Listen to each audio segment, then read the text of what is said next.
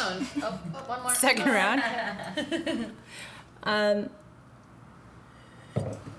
Wine first. This is good wine. Wine first. If wine could only combat aging, right?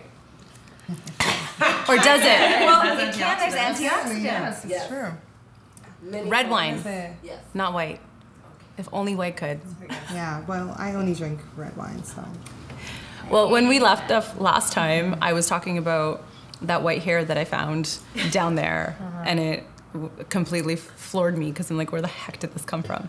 So I want to kind of continue on that topic of aging because just this past weekend, I was out with Rick and he blasted the music. Like, we're talking, it was blasted. He was getting ready for a huge event and he was trying to pump himself up. And all I could do was sit there and be like, can you shut it down, please? Just like turn it down just a little bit. And he turned around and he said, you never used to be like this. Like, you just started to become this person that can't handle loud music.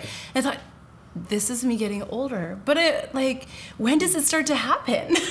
Mine probably started to happen like 2 years ago when my husband's best man who introduced us, so our like mutual best friend, he did this embarrassing story about me and being the party neighbor, because we were neighbors and that's how we met, and something about me blaring music till 4 a.m. and whether it was country or dance, essentially, like complete opposites.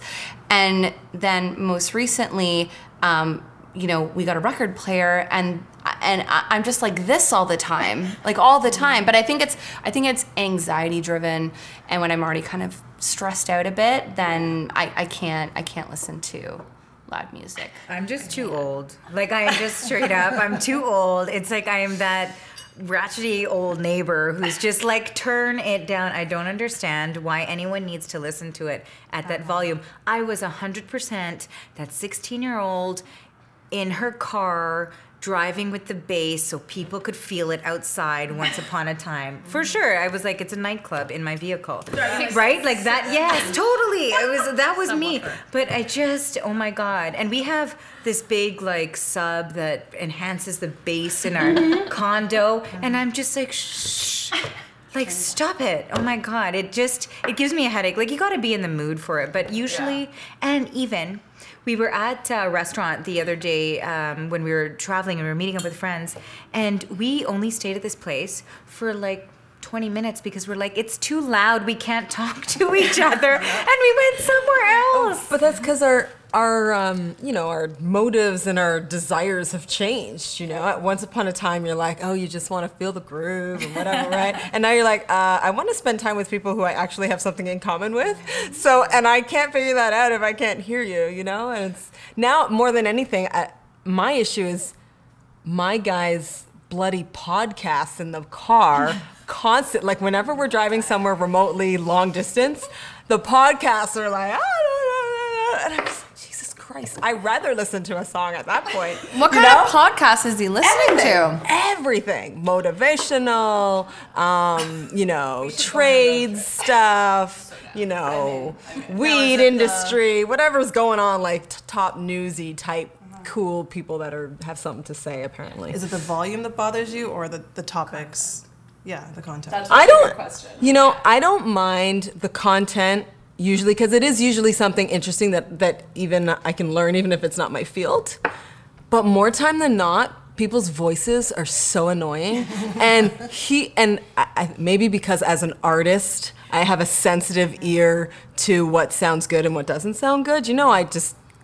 I studied that, right? And so whatever, it's just annoying. And when it's loud, oh my God, it's even worse. I can't handle it. So I make him put his earphones on. I'm like, listen, there's just shit on your phone, okay, buddy? You just sit in the car, like silence? Yeah. I'll do something else. I'll work on my computer, whatever. I'm like, you listen to your shit in your phone. You should just stick to Oprah Super Soul Conversations, because that's like the best podcast, her voice, her content. I love Super Soul Sundays. Oh, I haven't listened to that one yet.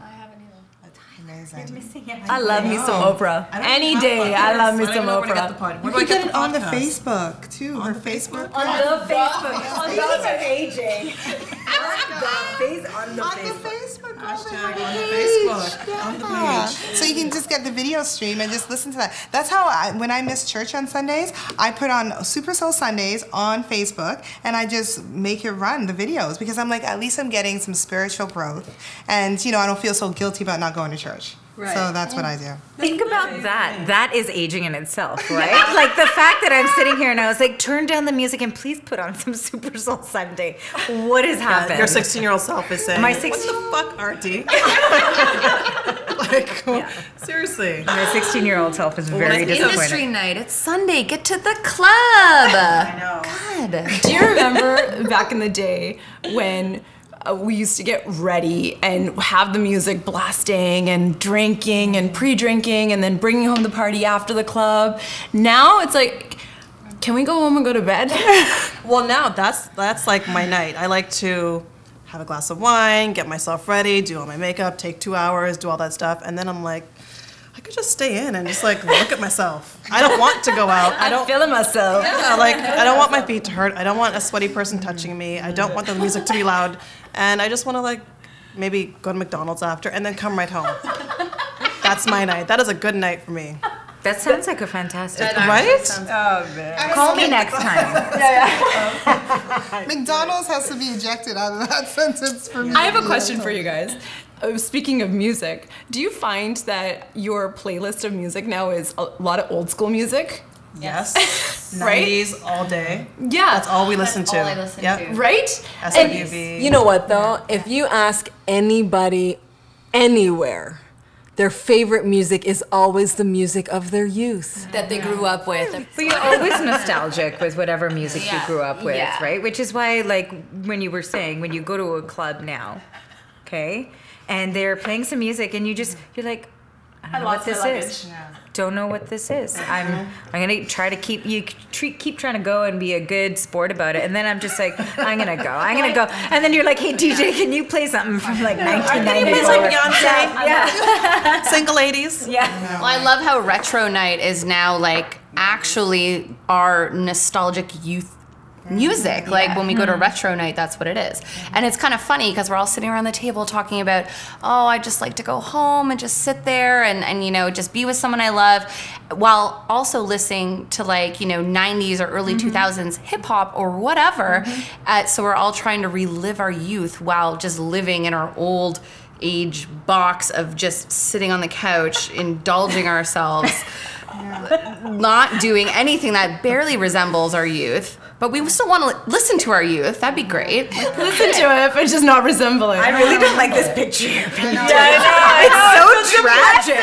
Yeah, depressing. I mean, I was at a good wedding. old days. A wedding for my 28-year-old cousin got married, and I remember babysitting him. And I was just like, oh my God. When they came in with the music, because you know how you have the whole wedding party, they all come in and they do their dance and get down. I did not know one flipping song. And I was just like, and it was so loud too. I was just like, this is just like, I don't know this gibberish. And it's so it's nonsensical music to me. And I'm like, oh my God, this is how our parents felt. I felt so old in that moment with my little 17-month-old. And I'm just like, wow, I'm old now. Do you ever feel that sometimes you do things and you feel like, oh my God, I'm turning into my parents? Yeah.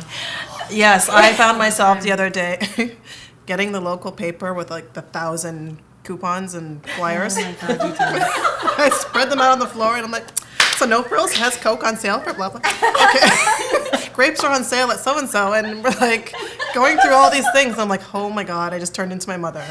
I am Anita. Cease activity for a second. And take these, recycling bin, goodbye. Well, your mom came on your stag with us. She did. And she relived her youth. Oh, she did. She did. She's a wildcat. She's like mid-60s. Absolutely loves her youth, still is living it. And the great thing about, her is that, she didn't do a lot because they're that typical hardworking couple. And now my mom calls me from Thailand and she's like, they have this show down the street. Should I go? I'm like, is it a ping pong show? Please don't go. Don't go to that. I don't want to hear about it. So she's reliving her youth, or just living her youth, which she didn't really get to live because she met my dad at 15 and was married at 18, had me at mid-20s, and, you know, now she's just wilding out, and it's great. Good for her. Having fun. Yeah, Maybe absolutely. that's the right way to do it. Yeah, It's not a bad Get idea. married at 15. It's funny. No, he waited until 18. 18 and 19. It's funny though. There's these sort of generations within our generation, because I was the girl who didn't get pregnant while I was in high school and university, whereas all of my girlfriends did. I was like an auntie 20 times over before I even finished school. You know what I mean? And, you know, being raised with a single mom, you just look at that and you're like, You understand it. I don't think I want to go down there. I don't, you know? And that's where I feel the same way. Like, I wished my mom could have done the things that I did because she couldn't have, you know, just with the responsibility she had, right? My mom now, who just retired 5 years ago now, just loving and living her life. And she's, you know, using all these creams for her face that she never used to use before. And she's saying, Sonia, we should go travel here. And Sonia, I'm gonna go buy this. Sonia, I really need this purse. Go get me a Coach purse. Go get me the Coach. I'm like, first of all, Coach is not in style anymore. Secondly, but it's funny because that, like, it's funny, in your 30s you start to feel like, am I aging? But then you look at our moms and you think, are they reverse aging? Yeah. Is that what happens? But you know what's funny? Because there's a thing now that they always say the 20s are the new 20s are the new teens, 30s are the new 20s, 40s, right? But it's funny because what we're all saying is still us aging. So it doesn't matter if you still have fun, like we're in our 30s and it feels like you're in your 20s, but there still are things that our 20-year-old selves would not find annoying at all. And now we find like absolutely ludicrous. Our values just change. You grow up and you're like, oh my God, that's not what I want anymore. Yeah. You know? It's phases. So it's kind of not true when you say like you're, you know, the 30s are the new 20s or whatever. It's just no, kind of like you know where I think that came from though? the way you look. Exactly. I think partially the fact that we are way more sophisticated in terms of fashion and style for sure, but also because we're living so much longer, because we're living so much longer, but then we are starting families later, right? Much later. Yeah. Not everybody, but a good majority, right? That you have these generations that are 40, which are now really doing the things you would have done in your 30s 30 years ago. Yeah. You know what I mean? Yeah. So that's where I feel like, and we're more youthful for that reason, because everything's just kind of happening later in life. So you have to bring back that youth in order to do them and achieve them, you know?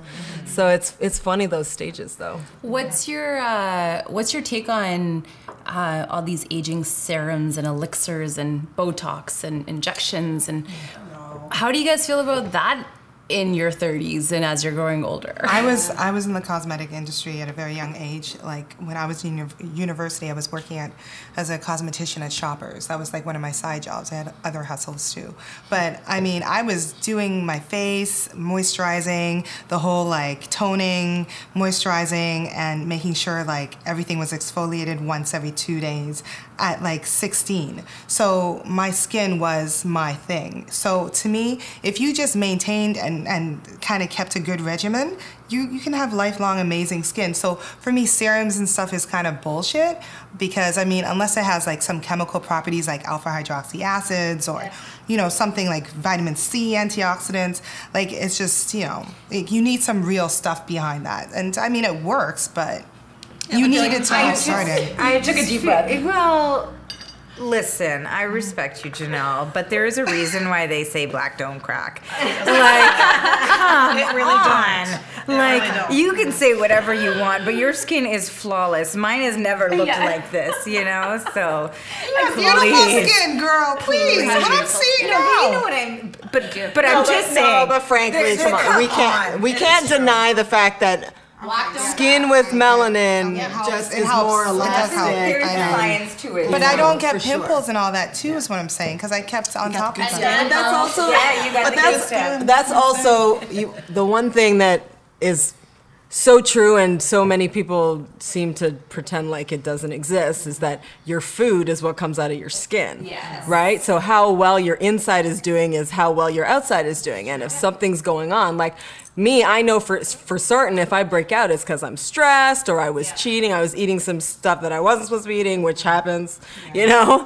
And it's just what it is, right? But every body is different. And has different things that trigger those reactions, right? Do you ever wake up after a night of binge eating or eating really crappy food and then it's on your face and you look like you aged 10 years? It's like, I think I need to go back to bed. Yeah. I honestly never thought about I never thought about the correlation between like eating nonsense all night and then waking up feeling terrible or looking terrible. Looking terrible. And I don't think you actually start to realize these things until you're starting to get older. No, because you bounce back so fast. I recently learned a skin tip, because we probably all like moisturize before we go to bed. And this like kind of blew my mind, and hopefully it'll blow yours. But they were saying that when you apply night cream, always make sure that you're rubbing up, so you're not dragging down your skin. Yes. And now, like a moth to a flame. Yeah, exactly. I'm sitting there like every night. And my regimen takes so much longer, and I'm like, oh, the neck, you gotta get the neck, you gotta get the neck. Where were you in our group chat? But you know what? There's also these other little tips that I had never heard about until recently. People mentioned them to me, like not sleeping on your face. Yes. Have you guys heard this? Yes, I heard that. Oh, God. Do that. You're not supposed to sleep on your face. It apparently will lead to more wrinklage. Sure. No, I've heard that. And I've heard that from your pillow, well, not, this is evident, but on your pillow you get all these like pimples and whatever on your cheeks and stuff. If you don't change it enough. Yeah, and now I'm constantly changing my sheets because I was like, oh my God, I'm breaking up. Sleep like this and we will all be beautiful. Who is having good sleep that way? No one. But you get 21 days to break a habit or whatever it is. I'm working on it. You let us know how this goes. Yeah, it's an art sleeping on your back. Yeah, for real.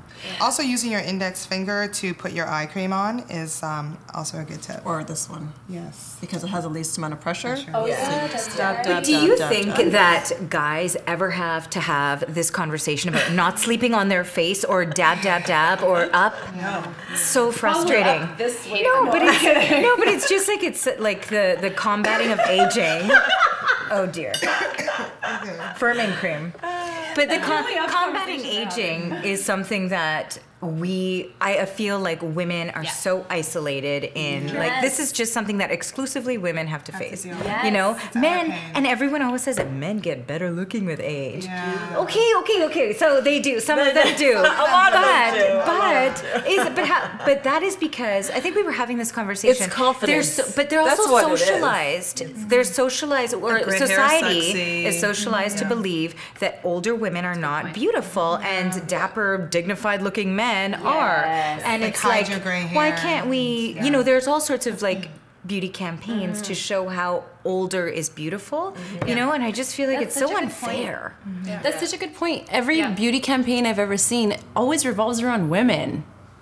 Yeah, and like and youth. Why? That's a very good point. Well, if you look at hair dye, they actually have like salt and pepper hair dye for men, whereas we don't have anything that's going to turn us salt and pepper gray. But hold on a second. There's this gray movement the past year of people dyeing their hair gray, and it's absolutely ridiculous. You're 25. Like, give me a break.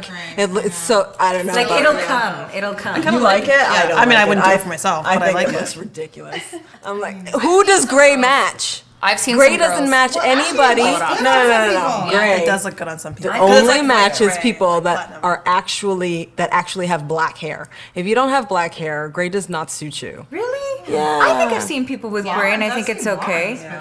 But maybe the way to like interpret people thinking that gray is trendy is maybe it's embracing aging.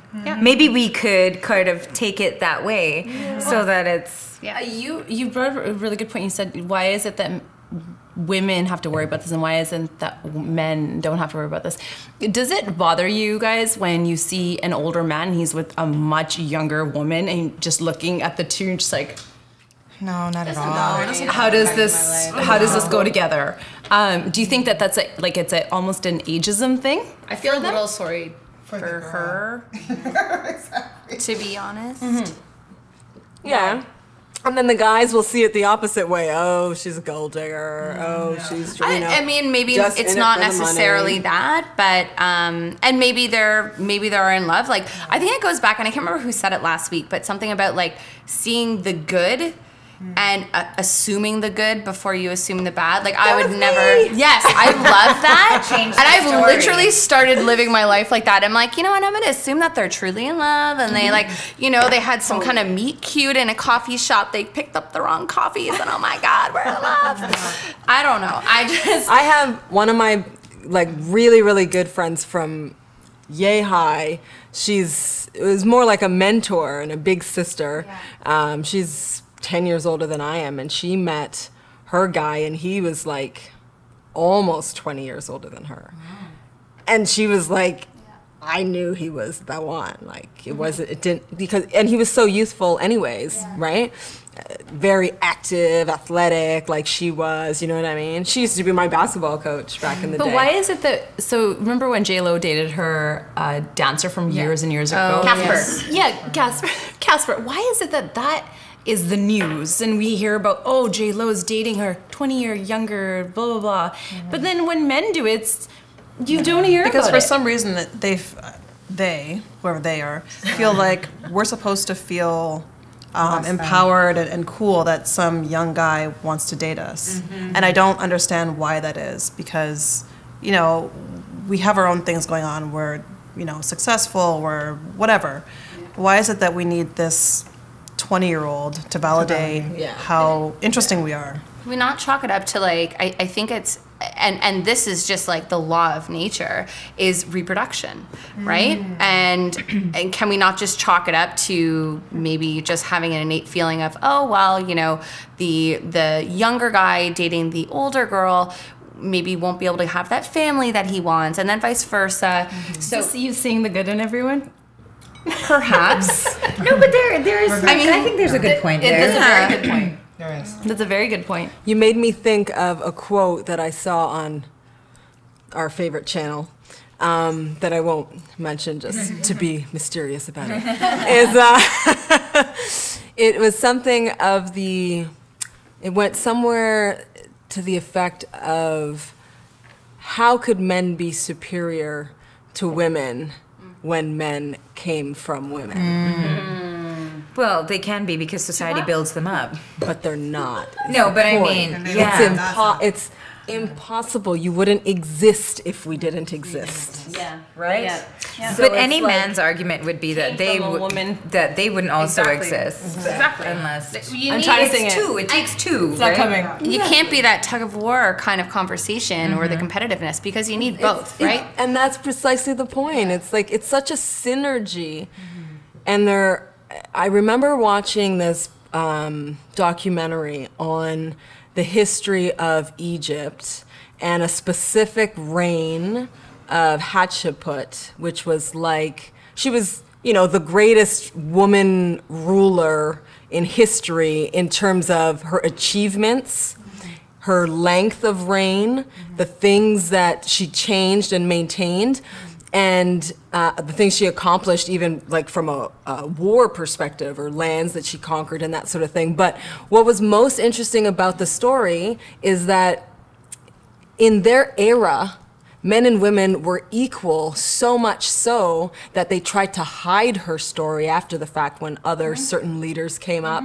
They didn't want people to know that women could be successful leaders, right? So they did everything possible to bury her headstones and, you know, make the history disappear. They rewrote the history.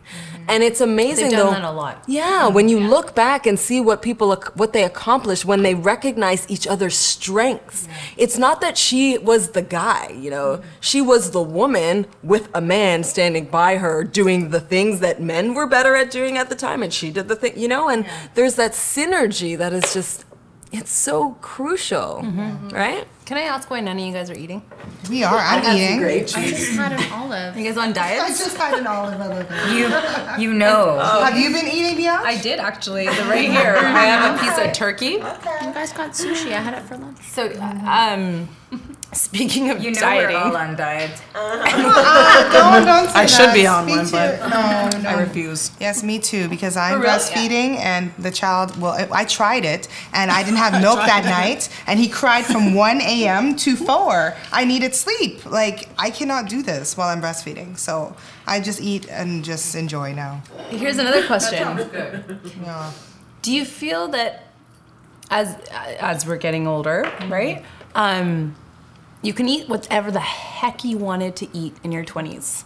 And you knew that it wasn't going to show up in your face and you could melt it away, or you could, the struggle usually was like putting on the weight but if you did put it on, you could melt it away, right? But do you I find never tried to put on weight. Like, ever. Who tries to put Yeah. on? I was like, I've been on diet in since my I was butt like and in my 5. legs. I was like, gotta get these legs going. But here's the thing is, Depends on your body shape, your body type. so here we are, and we're picking away, and as you're getting older, does that battle, do we ever win that battle with the scale, with our weight? Like, I stopped weighing myself 5 years ago because I'm like, I'm not gonna put myself in a battle mode with a machine that honestly, I'm in charge of this body. This body is amazing. And I said this even before I gave birth, but now after I've given birth, I'm even more like, much effing respect to you, girl. You survived, I hear you. So I will not devalue myself any further. I know that, yes, I've gained weight. I'm at the heaviest, actually, I've been, even as I've been pregnant. I think I'm actually on the same level. But, we won't even, I'm not stressing about it because I know it's because I'm breastfeeding. Yeah. And he is bigger now. He expects my body to give him more. I have to eat. And this is what it is. So my body's a machine. Like a machine, it does what it needs to do. When he's off of it, it will go back to what it needs to go to. Right. And I'll start working out regularly again because I can. So, I just kind of see it as like our bodies are a tool. It's not, I'm not putting my self-esteem into it, Yeah. Oh, that's you, honey. Excuse me. bless you. Yeah. So You're the cutest. That was actually adorable. I had to stop and I'm like, look. I'm like, yeah. do you guys feel that we're more, because we're aging, we're more cognizant of what we're putting in our body, or it's just because of the intelligence we're gaining that we're more cognizant of what we're putting in our body? I think it's what we've learned over the years. I mean, especially with, Netflix and all these things. You're seeing all these documentaries. You're learning things about food and eating and where food comes from and how it's put together that we didn't know in our teens or Our maybe in parents didn't know. our parents didn't know for sure. So as you learn these things and you're like, that's how the chicken ends up in the grocery store. Okay, I'm not going to eat it. That's how eggs are farmed. I'm not going to eat them. So you develop your eating habits based off of all these things that you learn. And I mean, you can't let these things sort of like run your life. And like you said, you're a human being. And if you need to eat. If you want to eat the eggs, eat the damn eggs. Right. So it's a balance, I think. But what if, as you're getting older, then you start to notice more cellulite on your ass, and you start to notice more sagging, and you start to notice, Everyone flex. and then and I know friends that have had babies, and you're like, oh my God, fuck's sakes, like I'm just trying to get rid of this now, and it's like, does that battle ever end? I feel like it's never ending. It's never ending. But I think there are some women who completely develop a peace with it and actually don't think about it, don't care about it, and they continue on their life. I aspire to be one of those women. I am not one of those women. But when does it happen? When do you think it's going to happen? Maybe it doesn't. And everyone has their epiphany at a different point. I don't think I'm going to reach that point. I mean, I certainly would love to, but I mean, let's be realistic. I just feel like, especially in my industry too. Yeah. Like, the camera does add 10 pounds. I'm telling you, it actually does. And what you wear is impacted. Like, what you wear, you kind of decide on how you look with that extra weight. And people make judgments based on how you look, and they listen to you differently. And compared to everybody else in the industry, if you look at all the women on TV, they're very small. Some of them are even smaller than you think they are, because if you look at them in real life, they're tiny compared to what you see on I've TV. actually always been blown away by every time that I meet a journalist or reporter in real life. I'm like, damn, you small. So small. Yeah. I have actually, I gotta say, come to grips a little bit with battle of the bulge, if you want to call it. Like, and it's only been within the last year, but it's not like, and I like the way you put it, is because it's not really like I'll ever, you know, stop trying to be healthy and I'll get into these health kicks where I'll just be eating well. But like, I've also made a peace with myself about like, I'm not gonna try and compare myself. You know, in my industry, in PR and communications, I'm surrounded by girls in their early 20s, surrounded, you know, so, you know, it keeps me hip or whatever. But it also reminds me that, yeah, I used to be that, but that's not me anymore. And, you know, there's so many things that I used to be, but now I'm not anymore, but I've gained all this other experience and wisdom and things that these girls look up to me for, and I've become a mentor for. So all the need to be, you know, the sexy girl on the block or the healthiest girl or, you know, the fittest girl, whatever, all kind of slips away.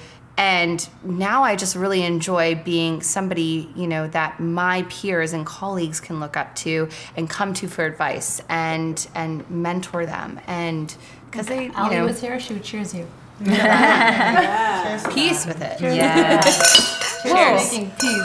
Yes. Well, I wish I could be that like self-aware of you know, your physical, the weight you gained or not gained or whatever. But for me, after giving birth, it's like, first of all, I forgot that I'm not pregnant anymore, so I can't just eat all the Big Macs I could possibly eat. That's why you're at McDonald's. I love McDonald's. Oh, girl. I like know. McDonald's too. Cheers. But it's just like, cheers to the Big Macs. Make peace with your. Well, it's just that now, you know, we're in summertime and I have all these skinny clothes that I would love to wear, and like nothing fits in my closet. So it's like, as much as I can accept being bigger, fine, I gave birth. I'm not going to kick myself over that. To two babies. But at the same time, I need to fit into clothes. Yeah. And I can't wear potato sacks all the time, and I refuse to buy clothes from my present size. Yeah. So it's like I end up wearing sweats, and it's like, that's not me. Don't do that. Don't, know, don't but I don't refuse. Don't refuse to accept where you are now. I mean, I accept it because I'm in it. Yeah. It's not changing. And wear things that make you feel good, no matter what size you're at. I don't want to. You know what? There's different philosophies, right? Some people say it's a slippery slope when you start to buy fat clothes, and then all of a sudden, before you know it, you're wearing a house, right? Like, and then there's the other side of it. No, but you know what I mean, right? Like, I'm saying there's different philosophies. I'm literally wearing my, this is my shower dress, AKA. Yeah. No, but you know what I mean? So, and then some Baby people say shower. don't buy fat clothes because you'll keep yourself in the mentality of That's my and I think there's people do have different ways that are effective for them. But yeah, you want to be comfortable no matter what. Yeah, I mean, I'm not going to leave the house going anywhere, you know, in sweats and a gross t-shirt. I'll try to put it together and put on a nice muumuu with heels and some lipstick. But I mean, Did she say nice muumuu?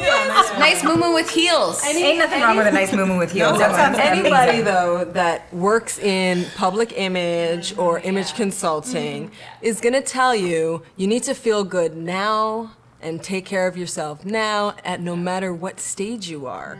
And that's all I was trying to get to, is that we all change, you know? Everyone's bodies change. They all change all the time. Like, I was fortunate that because of my body type, I was always athletic. My weight was pretty much the same since I was 13 till I was 23. Okay, we're kicking her out. You know? No, but I mean, I was. Now she's just bragging. I said 23, guys. I'm not 23 anymore. But the point is, and I was actually bigger when I was younger. And then as you get older, you lose some of that baby fat, You put right? more muscle. Slim out. You put on more muscle, right? Yeah, not all of us. I did. But then having a baby too, you know, things change, and you know, you go up here and there, and I don't know. Maybe in my 30s, I was a little bit more, and then I'm like, okay, now I can't wear that size. I gotta go with this size, and then I'm like, whatever. You know, homeboy likes it a little, you know, more round or whatever, right? It's all good. So, but that's because you love yourself. Yes. that's how you make that transition. I actually had a very interesting conversation with a cousin of mine. She's in her 20s. She's actually 21. And she said women in my circle, in her circle, that were her friends, she's like, we don't care about our body or body image. We don't have body image issues. We're perfectly secure with our thick thighs and our, you know, where we're at with our... Beyonce and J-Lo did that. That's because it's acceptable now. Yeah. It's acceptable, yeah. And for them, it's acceptable. And I was, as I was conversating with her, I was talking to her, and I thought, gee, like when I was younger, I hated my thick thighs, too. and I hated my big butt and my arms and all that. And now it's perfectly okay. Well, now they Styles buy have big changed. butts. Come on now. Yeah. Well, it's like you were saying about the Big butt movement. Yep. This tiny waist and big ass. That's Yeah. true. The 90s. That's true. Yeah, that whole look. I think the biggest takeaway on this kind of stuff is as much as we can, you know, like I am comfortable, I'm at peace, but I still have twinges and moments, you know. Everybody does, but you know, I think it's Like just these arms. Yeah, absolutely. I remember They're like so perfect.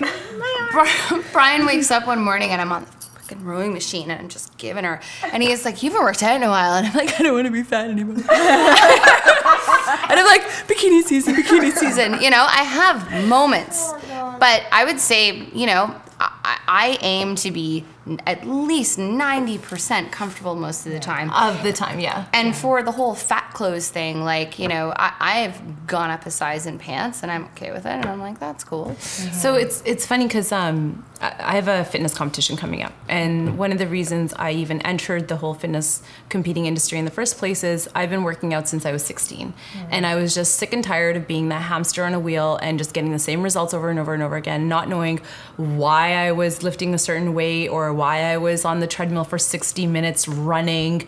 I was in that Kate Moss mentality, like get thin, get thin, get thin. And then when I entered my first fitness competition, I realized, like, holy cow, with the power of nutrient-dense foods and of knowledge of like why you're lifting certain weights and so on and so forth, I began to understand my body. So when I entered my first competition, it wasn't for vanity purposes or anything like that. I got addicted to discipline. I got addicted to the results. I could care less for when I stepped on stage. And now, at, you know, in my age, where I'm about to enter my third competition, it's the same thing for me. It's about the discipline. I'm so addicted to the discipline and what I'm putting in my body and how it shows up on my face and how I fit in my clothes. And there's a certain type of confidence there that you own. And like, there's a confidence there when you say no, that sorry, I can't eat that. Or when you're out and about and you're like, sorry, I can only have one glass of wine or whatever it might be. But I think, you know, as you get older, that knowledge that you do have around the certain foods you're putting in your body, the weight that you're lifting and why you're running and why you're doing HIIT cardio and why you're doing intermittent fasting, it's empowering.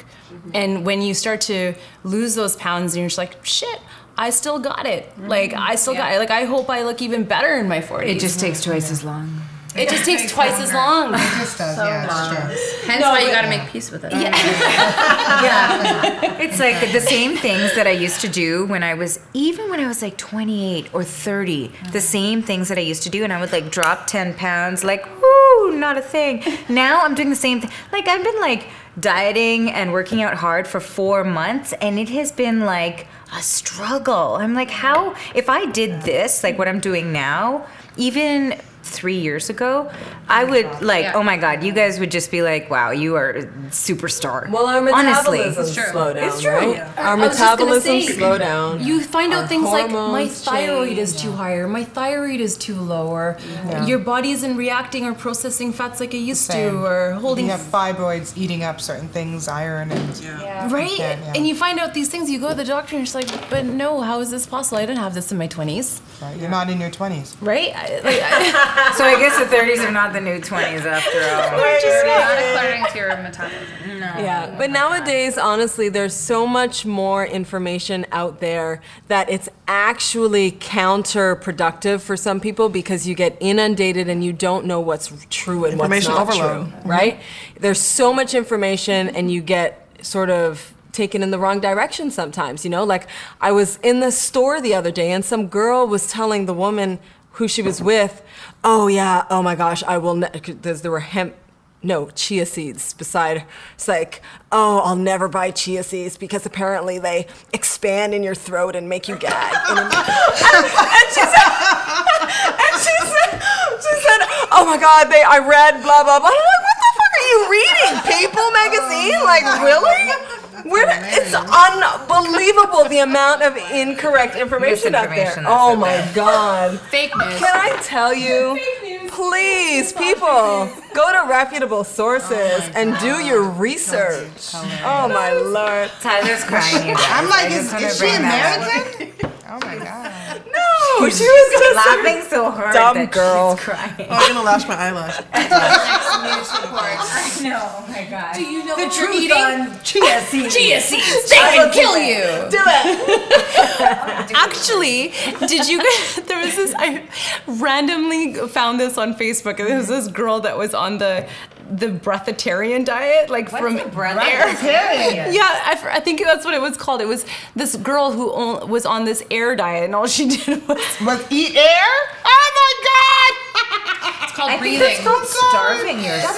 It's called starving. And so instead of saying that I'm starving myself, she's like, no, I'm on a breatharian diet. I was reading it and I was so enthralled. I thought, wow, is this what, so the millennials are calling it breatharian diet now. Anorexia, It's right? anorexia. That's crazy. Right next to the story about Bigfoot and how they found him. Yeah. Do you remember those magazines from way back in the day? I miss those. That was the kind of fake news I could get around. You would be in the grocery store in the aisle. Awesome. It was actually believable fake news, okay? Yeah. Because It was. there's a possibility someone does have those ears. Or maybe, you know, genetics are a messed up thing. It could possibly happen. You don't remember Bat Boy? No, I do. We're talking about AJ. I feel Well, like, Bat where did we go? Boy is really old now, so. Pull us back.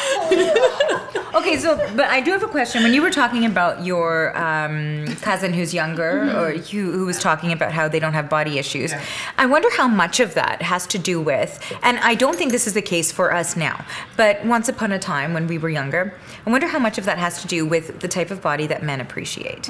Because I for sure know that when I was younger, all of the guys in junior high and high school, like they wanted all the skinny girls, you know, the skinnier, the hotter they were, you know, and if you had any sort of like any body shape to you, they were like, mm-mm. Well, black guys have always liked the same type. We didn't have Yeah. that issue. Big booty, small waist.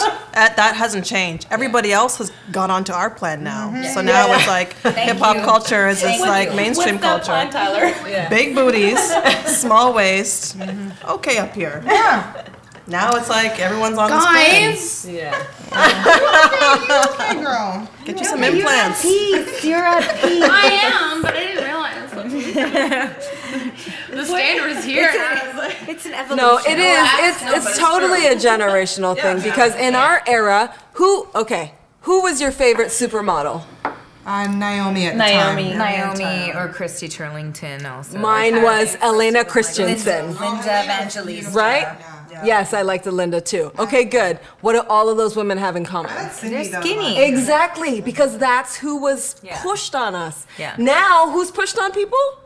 J-Lo and Beyonce? Yeah. That's totally So different. they think it's normalized the curves. Exactly. That's why, you know. And that's a good thing. But that's the beauty of It is a good It's more inclusive. globalization. It is. It's the mixing. It's the mixing of races and Any of you here experienced sagging in your breasts? Oh, wow. I don't have big enough breasts to experience Have any I sex. breastfed? I think anybody who has breastfed has agreed to be okay with the fact that their boobs will never be the same. So does it happen right after, or does it? It's like a No, it's progression? like as you get through the breastfeeding and they're just sucking the life, they just, well, actually mine aren't really sagging. I wouldn't say sagging. Because they're bigger, they're naturally Yeah, going to sag. exactly. Yeah. But I'm assuming that once I'm done all of Then this, things they'll just, shrink up and shrivel. Because that's what essentially, like, I went from D32 to double D 38. Yeah, that's where I'm at. I'm double D, 38. Right. Exactly. I'm Right. a 34 double D. Oh, girl. And then I need to have me some kids. Yeah, but it's amazing. So think about it. These things are expanding, right? And then they, you know, drop away all the good stuff inside. Don't you love my explanation? But yeah, and then it's just skin and fat. That's what they are. So then, are we compelled after? Because some people go down the path of mommy getting makeovers? the breast augmentation after. Is it? I mean, it's so much more accessible now. Personal choice. It's cheaper now. Yeah, it's a personal choice. I had a very dear friend that had really big bigger ones. clothes. You may as well get. You know what I Well, mean? I'm okay with buying bigger clothes up here, but not. But if it's all about Around this feeling area. good, Yeah, but tummy tuck's if only it's all gonna about cost the feeling same good, as a new Would you do breast augmentation? Yes, I would. When I'm done all this. Yes. Yes, I would. Is that on documentation Hear that, right Sean? there? Yes. We're looking for sponsors for breasts. Anyone? The thing is, because I helped somebody personally close to me, my sister, get through augmentation job. She had to do a reduction. She had very large breasts. Yes, I had a friend, same. I had to nurse her, and I've seen the tubes coming out, the bloodiness of everything, changing that every day. It was not good. So me personally, who is gonna look after me regularly? I have a kid.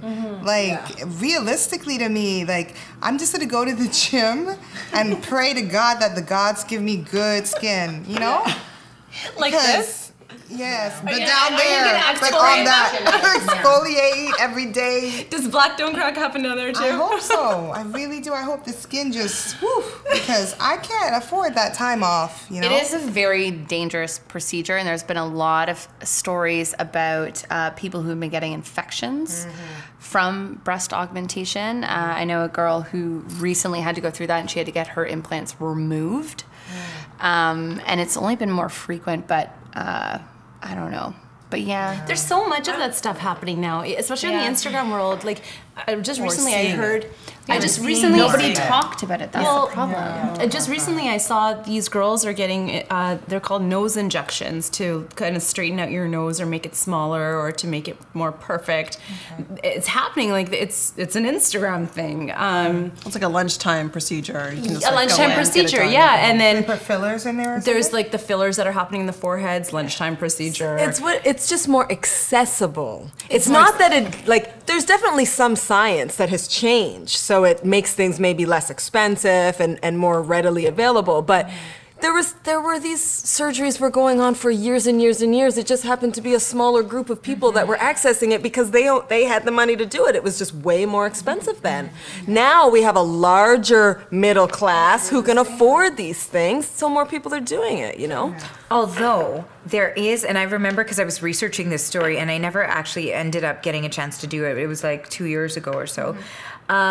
There was a plastic surgeon, and I spoke to him. He was based in Florida, and he said that he's getting a lot more clients who are coming in asking for surgery to make them look like their Instagram filters. Wow, and it was a filter type surgery that they would bring in how they look with certain filters, saying that this is much more complimentary to my face. So can you alter, do whatever you need to do to make me look like this Instagram filter or this Snapchat filter or what have you. So that was a thing. It's a business. And so people, because everyone with the selfie culture and the filters, and we all have this sort of distorted view of what's out there because we always put I don't put ugly pictures on Instagram. You don't like that picture where it looks like you're peeing in the corner? You're banned from my social media. No, but you always put a good picture up, and so so everyone has created this sort of unrealistic image for themselves, and then they're like, now I really need to look like this. But there are guys that actually say, can I see the real you? I was just going to say that on the Facebook, I saw that this guy wrote, he goes, I'm starting to feel that all the women are starting to look the same. And It's true though, because maybe it's because everything is so accessible that you go and get the nose done, you go get the lips Or done, they're you all go using get the same filter. or they're all using they're using the same filter, plastic surgeon. Yeah. That too. Yeah. Right, but it's and I don't know about you guys, but I love seeing character. I love when I see a face and it's full of character. It makes them more beautiful to me. Like I love the noses and the eyes and the wrinkles and the jaws. And like really interesting, character. In the I face, think it just brings so much class to the face. Yeah. So when you think about, you know, how self-critical we all are, and I'm really looking at you. What? Honestly, like, as much as we want to see it, people don't want to show it. Absolutely not. But it's so funny because there's like this tug of war between this singular standard of beauty and then inclusive beauty. And, you know, I think inclusivity is definitely working and it's definitely winning. But, you know, as it pertains to your own self-image and what you show as an individual and what you share with people, it's always going to be that singular standard. You're going to go with whatever you think people are going to think is the most beautiful, whereas you see brands now and companies that are all about promoting inclusivity, and that's all that they want to preach, and that's all they want to talk about, and they should. Absolutely. Well, that was one of the reasons Vasanti, shameless plug, that Vasanti started this You Feel Me series, is they said, look, like beauty needs to be inclusive. Beauty is not just the face. Beauty is the journey that you see within every woman. It's the woman that's got an exam and she's studying at the last hours. It's the woman that's given birth to twins. It's like when you look at these women, you're not just looking at this, there's a whole journey behind them. And I think that people miss that when they look at each other and when they see those characters, which someone else might call flawed characteristics on their face, but they miss that there's a whole journey there. And if people just actually talk to one another, got to know one another and ask questions, they would know that, oh my God, this person's been through so much, or oh, holy cow, they had twins, or they've gone through whatever. That's like anything, though. You know, when you really want to connect with people on a deeper level, you need to ask, dig deeper questions. You know, and when you talk about the wrinkles and the experience and the things that show on people, you know, that I think is what attracts me to so many different types of people, because I'm curious how that shaped them and, you know, what their growing up was like. I was watching a video today on Jay Shetty. He's like the next big motivator, influencer. He's shot up there. And he said that what you're calling a bias is our system one. That's our system one. It's our natural go-to. It's our first reaction before we go into system two, which is we take a moment to reflect and think, wait a minute, let me come at this a different way. But system one is everyone's go-to. I called it our cultural DNA. That's my term. That's a good way of putting But also, like, in this world that we live in, this Instagram, social media world, where we're so focused on ourselves, and, you know, we've got our phones on us 24/7, we're constantly critiquing ourselves and other people, we're putting filters. There is no pause for self-reflection or what did I just put out there until you get caught with something. And it's almost like we're... Roseanne Barr? Exactly. Like, we're so caught up in ourselves and what we want to say to everybody that there is no, wait a minute, let me see this from somebody else's point of view. Until there's a really nasty comment and you're like, oh shit, I didn't mean to takes offend that person. Or I did, oh well. It's a very I society. Everyone is rooting for themselves and everyone's trying to advertise for themselves. And people have forgot to be compassionate towards other people. I actually, that's so funny that you mentioned that, because my husband and I got in this fight, this tiff, right before the weekend on the Friday. And I had a plan to go up and see my girlfriends, but before that, I went to go see my brother. And every time that we've ever fought, you know, I don't really take the time. It's just kind of me, this is what I need, this is what I need. He's like, me, this is what I need, this is what I need. And I went and talked to my brother, and I finally found like a time to be introspective. And he's like, well, did you think about this? Did you think about that? Like, did you think about it from that angle and how you're shutting him down? And when I actually came back to him, I'm like, wow, you know, I actually had some time to be introspective, not just think about me. You know, I can understand where you needed this, but I'm still, I can come back and say, you know what? I feel comfortable saying that this is what I know and this is how I expect you to react. But this, now I understand how you're reacting to the way I'm kind of provoking you almost. And like, I never really took that time to be introspective, like in an argument. And that was the first time in a long time probably in my married life that I did. Welcome And to it year was- one. Cheers. Yes. So Says the best friend to many married people. do you think marriage ages people? I think it does, along with children. Yeah. I don't even want to count white hairs. They grow up underneath, so it's fine. Really? So mine grow in my nose, or as I said to you guys, they grow down there. They don't grow on my head. It's the weirdest thing. And I would prefer that. You can't see that. but they're starting to grow on my eyebrows too, and I'm like, Oh, yeah, why? the Like, eyebrow if you're gonna ones. You can stop, pluck them out though. yeah, but if when Easier they to start, pluck out than down there. I went to my laser lady, and she's like, I cannot do that. She's like, those are white. White won't come out. Only black. So I was like, great. I'm stuck with white hairs. That's awesome. But what are some tried, tested, and true beauty regimens from a very young age that you guys stuck to a T? I would say none. I mean, I didn't grow up with my mom telling me, this is how you should wash your face and make sure you put this on. Like, we didn't really do any of that. I've only kind of learned that and just grown appreciation for it as I've gotten older. And because I'm a product junkie, and so every time I go into Sephora, Winners, whatever, I'm like, ooh, must have this, must have this. I don't really know why. Like, I don't put on a serum and be like, oh yeah, it does this for my skin. It doesn't really. It just kind of makes the mental side of me like feel better. Yeah, but I never had any routines and like all these things passed down from, you know, my mother or grandmother. I know some people Never ever did either. no, like bar soap My and that mom- was it. Yeah, my mom never cared what she looked like, didn't care what I looked like, didn't care what my sister looked like. She was just like, make sure you dress yourself and you go to school and you learn and that you're intelligent. Like, honestly, like my mom, like sometimes I left the house and I was like, shit, you let me leave like that? You know, like you know better. But yeah, like there was no beauty regimen. There was no pressure on beauty. There was no nothing. And so is there like a beauty regimen I've always followed? No.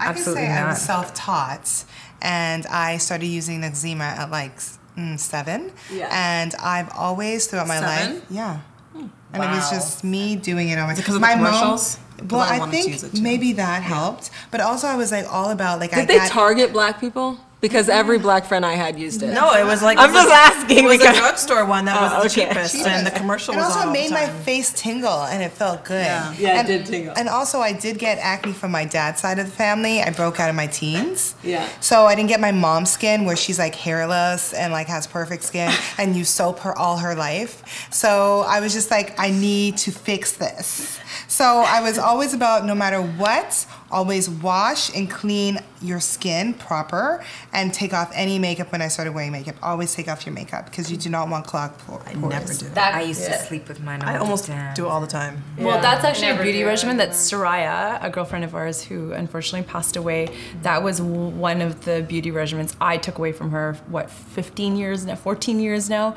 And she's always said, beauty, you gotta wash your face before you go to bed. Because I used to be one of those people that would just go straight to bed, like drunk, and like makeup on after a night of partying, and wake up and it's like fully intact, right? But It makes it easier to leave in the morning. it totally makes it easier to leave in the morning. Leave where? Saying it makes it easy for one. And I don't know why. You I can't would get away never, with that though. never, you can't. No ever sage. go to sleep with makeup on my Yeah. face. I think I just felt dirty. Dirty. Exactly. Because, you know, when we went out, at that age, we were like it was like a proper party, homie. Like, we were getting down. We're like, you know. Do you remember coming home from the club and basement stinking parties. like smokes the next day? You'd wake up And then your pillow smells like smoke. and your hair is because like. everybody smoked then. Cigarettes, weed, Disgusting. everything, right? And you would wake up, you'd be like, I smell like a human cigar. It was disgusting. When I first started working in the restaurant industry, we used to smoke behind the bar while we were serving martinis. Isn't that crazy? Like, and this was at, you know, I've seen that in Italy. Like it was a last very year. high end. It was the first bottle service club in Toronto. Okay. It was called Red Drink Boutique. Interesting. It's attached to Fluid. Okay, yeah.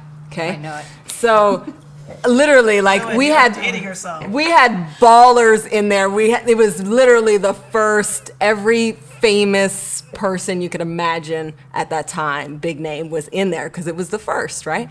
Everybody's champagne, spraying the walls, smoking cigars and all kinds of other stuff. We're at the bar serving drinks.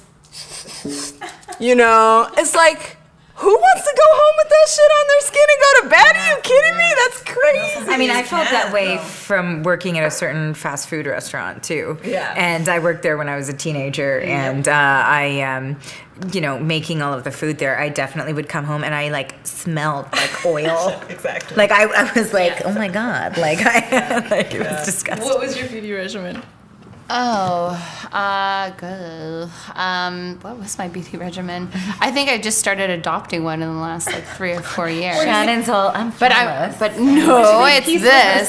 It's this. I kept one thing that a friend of mine told me about when we were like 11, 12. Witch hazel. Good choice. Yeah. Is the one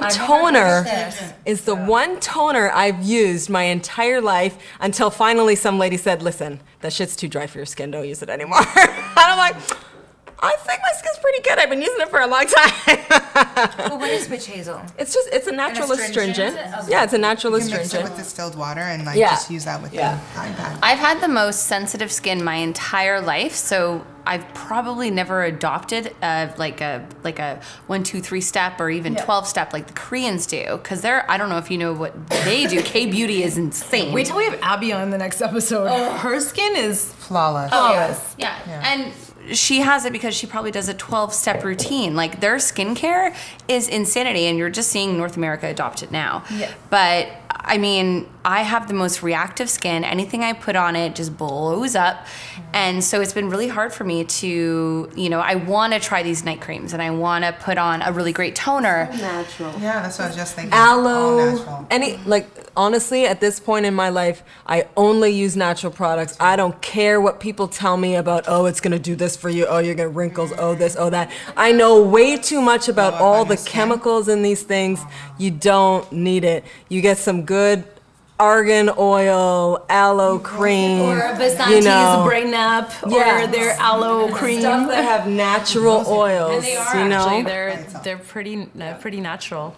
But know your type so that you get the things that work for you, right? Because if you're oily and you put on an oil that is too oily, then it'll be But you exactly said a right. 12-step program? Who has time for that shit? They you make kidding time. me? That's like their evening. And they're like, okay, home from work. All right. Putting on Google Home, gonna listen to my news while I do my 12-step program. And then it's time for bed. Wow. And that's it would be it. time for bed after It would 12 be. steps of cleaning your damn Because there's like a face. toner, Hello a Kitty. cream. That was a Hello Kitty commercial right there. I'm thinking this was pre-kids, right? I was a nanny once upon a time, so. Well, guys, so to wrap up aging and dieting with Hello Kitty, it's just interesting that there's so many things that tie in together as we're getting older. Like, just from seeing us grow up together from our 20s to now, it just blows my mind of collectively as well as individually how much more smarter we've gotten, but how much more mindful we've gotten as well. And it's really interesting. I think we could write a book on it. Totally. Yeah. I mean, the growth is, you know, immeasurable, and trust me, there's going to be a lot more. Yeah. We just don't have any beauty regimes to put in that book. But thank God you're naturally beautiful. Cheers, guys. Cheers. Let's take the last sips.